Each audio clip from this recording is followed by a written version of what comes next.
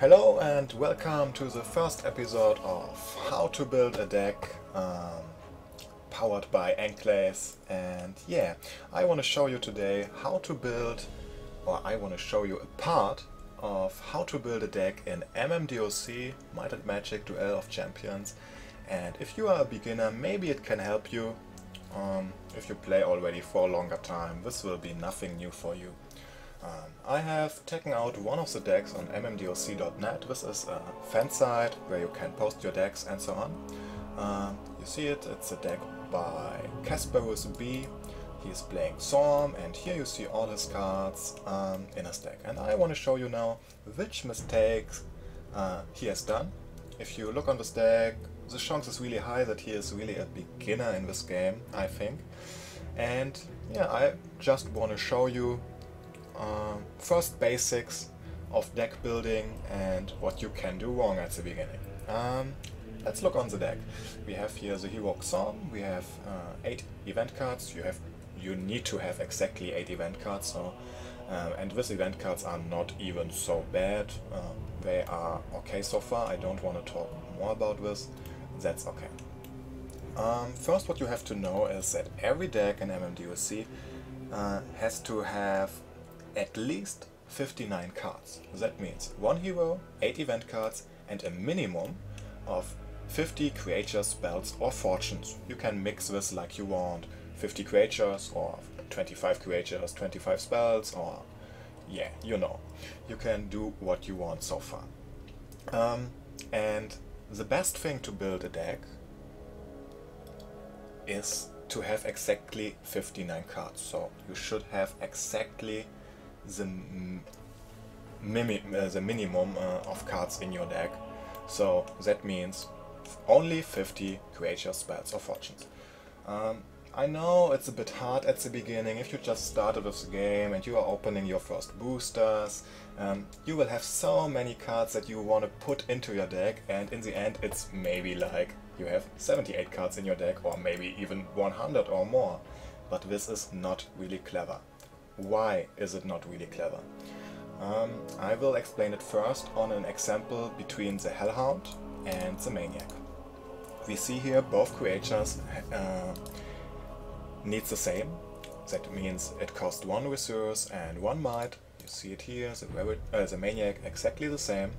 And if you compare these two creatures, you will see the Hellhound 102, sweep attack, okay.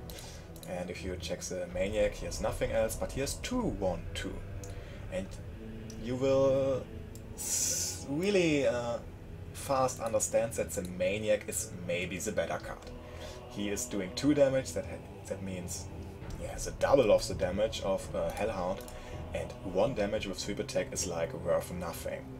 So why not just taking out the Hellhounds out of the deck, so you as a player has a higher chance to get the Maniac on your starting hand instead of maybe a Hellhound, because you want to have the Maniac definitely more on your starting hand. He has at least a little pressure on the field, and the Hellhound is doing like nothing. He's just a blocker and he's doing nothing else. So, and if we come to this point and you are seeing, okay, this card is just better, so let's take out the Hellhound. We don't need so many 1 resource drops. So let's take out the Hellhounds, and we have only 74 cards left. And after you are doing this with every card. Okay, the Dementors and the Succubus, 8 2-drops, that's okay. We can let in both, I would say, that's okay.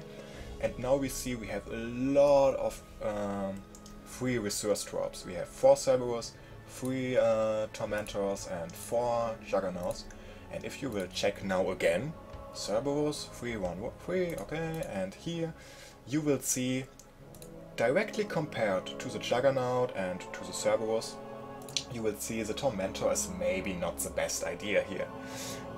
Of course he has 4 HP, but he is not doing really damage. He is killing himself with the Area Blast if he is attacking an opponent melee. Or he is not killing him instantly because only Area Blast 2, but he is damaging himself. So why not just take out the Tormentor and have a higher chance on the Juggernaut and the Cerberus, because these 2 cards are just better. And after we have taken out this 3, we are already on 71 cards, so we have only to take out 12 more, and now you can just do it by your own. Saying one lurker alone is maybe not the best in the deck, take him out. And lacerators, really, for 5 points, that's not really good start. Try to compare the lacerator, for example, with the Lilim. The Lilim is a 3-1-8 with only 4 points, and the lacerator has the same damage, okay, a bit more ventilation, but for this much less HP. And the rear blast, okay, sometimes it can be helpful, but overall I don't know. So why not just take it out? It costs more than a Lilim, and if you take it out you have a higher chance to get the Lilim earlier. And so you are doing it with every creature, with every spell, with every fortune, and in the end, if you have compared everything and just throw out everything what you think is not good enough. And so you will have in the end exactly 59 cards, and you have a much higher percentage to get what you need in the right time. Because that's the main reason for playing with exactly 59 cards. You want to be as sure as possible that you get the stuff what you need in the right time. That means you need in the first turn, for example, if you're starting, you need a Maniac or a Demented if you have the second turn in the game. And after it you want to have always the next draw or the next creature drop instantly, especially with Inferno. And with this little changes on 59 cards, you have just a better chance to get it. You see, I don't even know which cards Kasparus has in his collection, but I was already able to modify his deck.